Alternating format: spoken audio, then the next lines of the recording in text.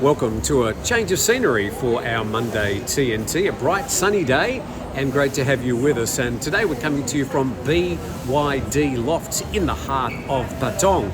As you can see, Christmas is already well underway here, and they're pretty busy here this morning with plenty of tourists, and I've got a Russian contingent sitting behind me, and be interesting to hear what they have to say about things. I'll have a chat with them after the program.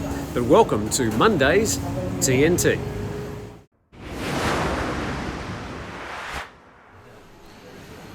And yes, we're coming to you all the way from Patong Beach today from BYD Lofts. That's BYDLofts.com. There's a link in the description today. Actually, they're not paying for me to be here. I'm just sort of returning a bit of a favour. They do have an excellent buffet breakfast and they have great coffee. So it's a beautiful day.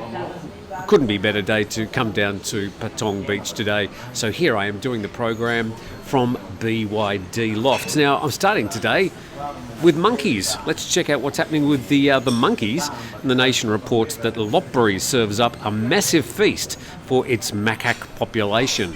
So this is an interesting situation. They do this every year, and we'll get into that in just a moment. But it's either there's too many macaques and there's rival gangs sort of fighting over the available food, or they're feeding them to encourage the macaques, so can't quite figure out. So we might start the story with popular Thai vlogger video Richard Barrow. So good morning to Richard. He shot some video yesterday at the Lop Buri feeding of the macaques. You can see them certainly having a good time. They can be a bit savage if they have something that they want and that you have, but in this case gladly giving them food, and they're certainly getting stuck into it. So that video there from Richard Barrow in Thailand, his Facebook page. So let's check out what's been happening up there. Like every year, Lop Buri's Administration and Tourism Association threw a party for the monkey population outside their favourite hangout, the ancient temple of Pra Prang Samyot. Lop Buri, about 3-hour drive north of Bangkok, so I suppose you could say it's in central Thailand.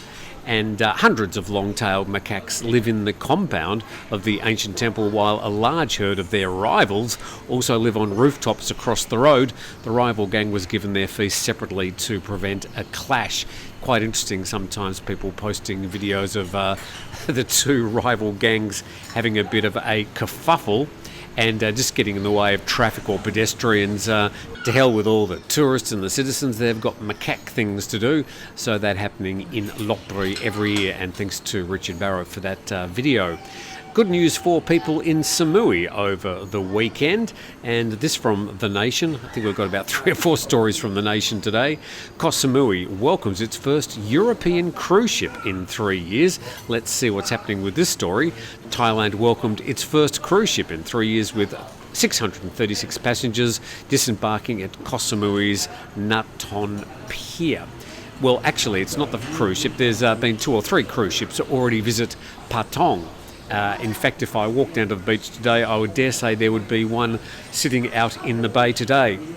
And the ones coming through Phuket and Patong are much bigger. This is sort of a bit of a boutique cruise ship, but it's good news for Samui that people are coming back.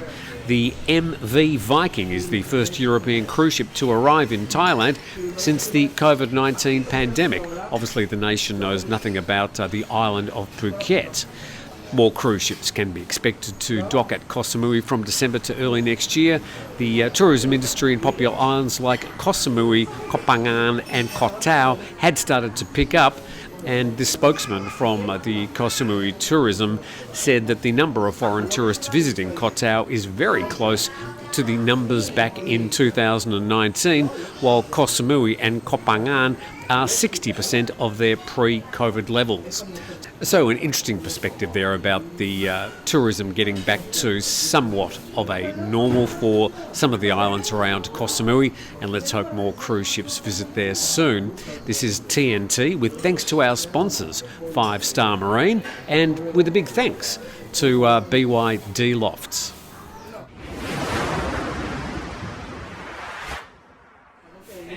Hope you had a fantastic weekend, and it's great to have you here on TNT for our Monday program.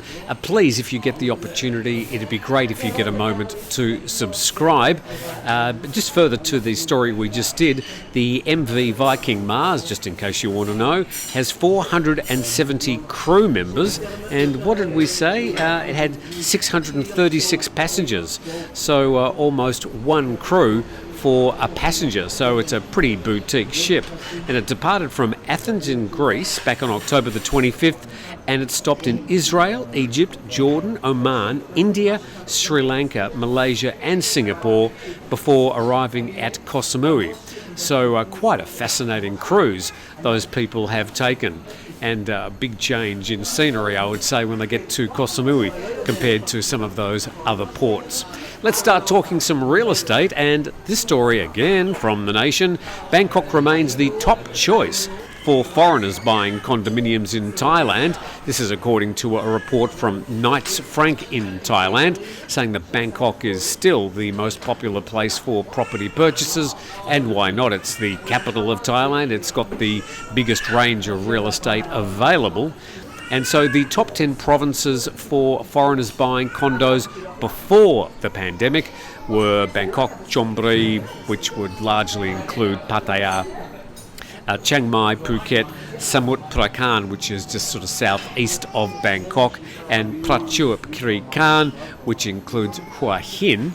And the top 10 provinces for foreign condo buyers, we're talking condos here from this report, by the way, now.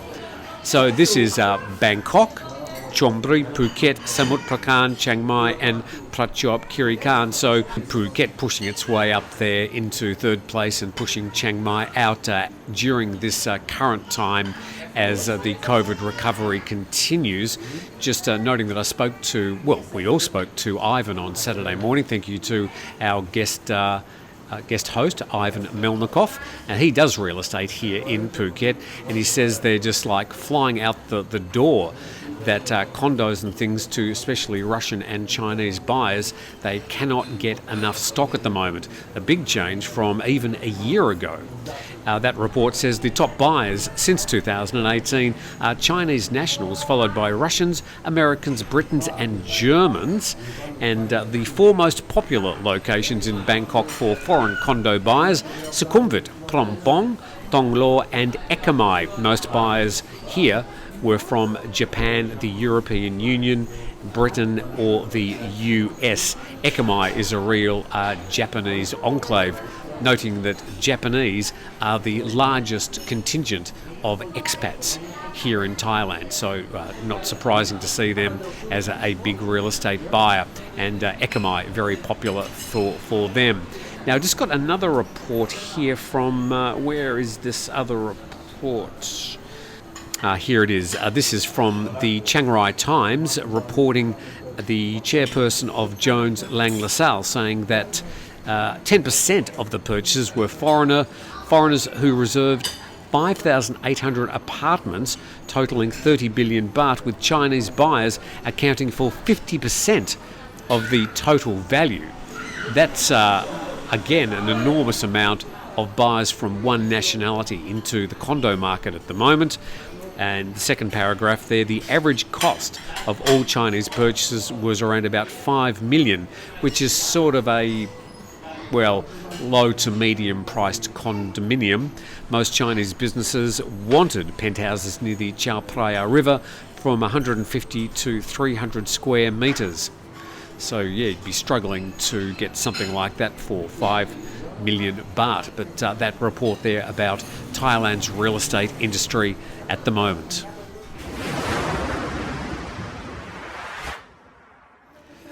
This is the TNT program coming to you today from BYDLofts.com in the heart of Patong. It's about, 200 metres that way to Bangla Road and about another 200 metres to Patong Beach. So ideally located, and there's a link in the description. Also, we've got our sponsors, 5 Star Marine, who can take you on a nice cruise, a private tour, off the island of Phuket to one of the many islands around. We noted last week that Malaysia has its 10th Prime Minister, Anwar Ibrahim. And I thought it might be interesting to note what his thoughts are about the southern insurgency, and so did Thai PBS World, and they've done an article on Anwar's view on the conflict in southern Thailand. One question that's arisen almost right after the opposition leader Anwar Ibrahim was appointed Malaysia's Prime Minister last week is what role he wants KL to play in helping resolve the decades-long conflict in southern Thailand, noting that there's been some 7,000 people die in the war there, or the southern insurgency as it's called, which is mostly the three border provinces of Naritawat, Patani and Yala, right there on the border with northern Malaysia.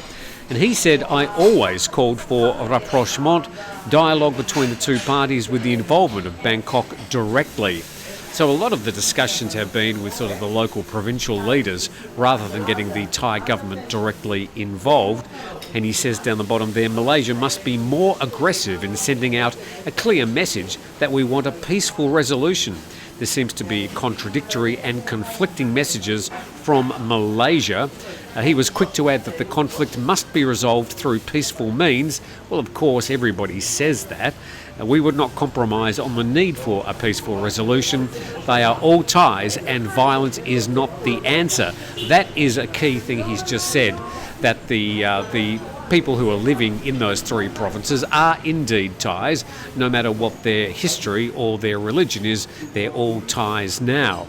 Anwar then called on the Malaysian government to lend full support to Thailand's efforts to resolve the conflict through peaceful means. And finally, down the bottom, Anwar also urged the insurgent groups to be prepared to surrender arms.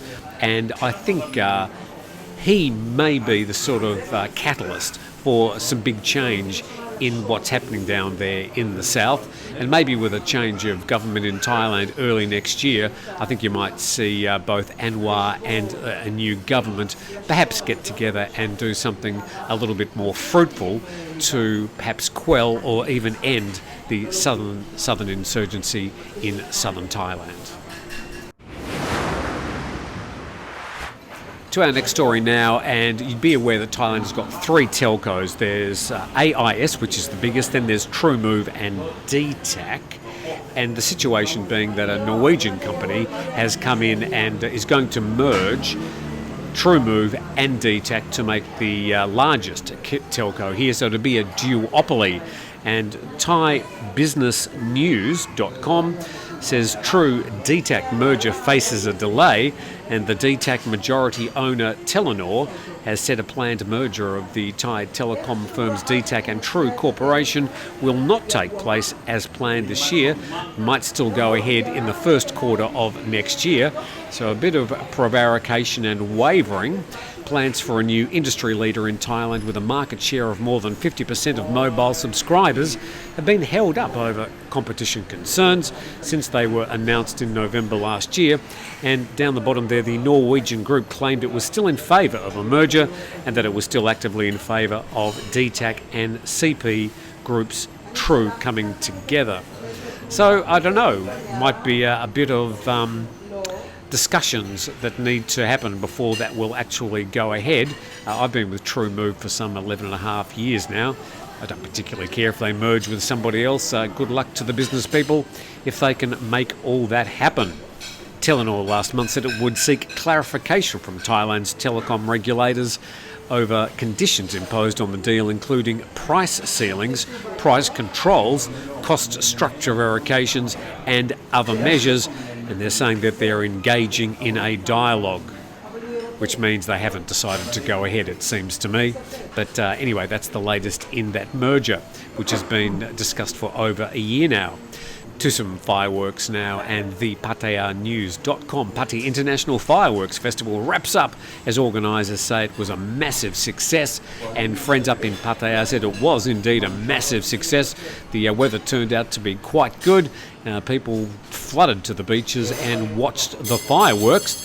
The Pattaya International Fireworks Festival wrapped up successfully yesterday, that's Saturday, after attracting more than 100,000 spectators from abroad and around Thailand. Two-day festival which featured a long row of street food stalls and spectacular fireworks displays from 4 countries. I like this idea that they were competing with fireworks from Canada, the Philippines, Belgium and Malaysia. So I wonder if they sort of bring their fireworks into Thailand, all sort of pre-packaged and pre-timed, and they just sort of assemble them here and get the cigarette lighter out. I don't know. Or do they buy the fireworks here to their pre-programmed show? I don't know. There they are, all sitting there along the beach, people enjoying sitting on the sand, watching those shows take place out there on the Pattaya Bay. And indeed, from what I could see, it looked like a very spectacular night on Friday and Saturday night. Despite some significant traffic delays, there were some big delays, especially along the foreshore there. There was no reports of undesirable occurrences during the festival, and the Fireworks Festival will come back again next year and is expected to be even greater, according to the Pattaya Mayor. So congratulations to the organisers and everybody who went along. Hope you had a great time. Let's move forward to our next story, and this one from the Bangkok Post, noting that obviously it was quite busy in Samui with the cruise ship. It was very busy in Pattaya with the fireworks. I know it was very busy here in Patong Beach over the weekend. Not so in Khao San Road. They're calling out for help. Too few foreign tourists, they say. Street vendors on Khao San Road in Bangkok are calling for state agencies to come up with tourism campaigns to attract more foreign visitors. We're still waiting for them. Come back to Khao San Road. We need all of you, said a 58-year-old clothes street seller. Before the pandemic, I earned around 5,000 to 6,000 baht a day, but now I earn just 1,000 to 2,000 baht a day. After the pandemic, most foreign tourists are more careful with spending. It's even harder to close a sale each time. They want me to give them a big discount, says the man who's been selling clothes for about 30 years on the road. So not exactly sure what might be causing that drop in traffic to Khao San Road. There's been obviously a change in the mix of tourists. We've got a lot of Russian and Indian tourists coming now. Maybe they're just not into Khao San Road. And I think the backpacker crowd, they're not coming back to Thailand at the moment. The cost of flights and, well, I suppose the cost of just about everything at the moment would be putting a lot of them off. So maybe the traffic that used to adorn Khao San Road, the people that used to come and take advantage of the 1, 2 and 3 star accommodation there, are just not around. But good luck to those traders there in Khao San Road. I know they've done quite a lot of work around the area during the last 2 or 3 years during COVID, and hopefully the tourists will flood back there sooner or later. And with that, I thank you very much for watching. I thank BYD Lofts for kindly having me here. I thank these Russian tourists behind me who have been politely putting up with me prattling along. And I also thank our sponsor, 5 Star Marine. And we hope to see you again tomorrow.